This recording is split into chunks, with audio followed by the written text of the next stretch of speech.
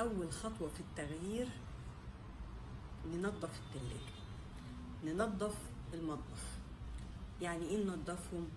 يعني افتح باب التلاجة لا الاقي بيبسي ولا الاقي نوتيلا ولا الاقي حلاوة سبريد ولا الاقي علب عصير ولا الاقي جاتو ولا حاجة. التلاجة بتاعتي صحية جدا، فيها مية، فيها خضار، فيها فاكهة، حتى الفاكهة اي نوع من انواع الفاكهة.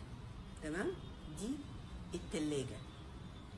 افتح دولاب الخزين ملاقيش كراتين وعروض لبسكوتات وشيبسيهات وناتس وحاجات زي كده.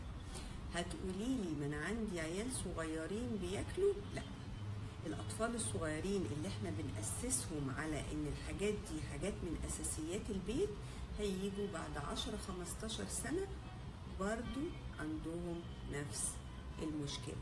السمنة الارتباط باختيارات غذائية غلط. يبقى هنبدأ منين؟ هنبدأ من التلاجة. التلاجة افتح الاقي كله جاهز، مية جاهزة، زبادي جاهز، خضار جاهز، عيش بلدي، عيش برده او فول جرين. ابدأوا بكده وقولوا لي فرقت معاكم قد ايه.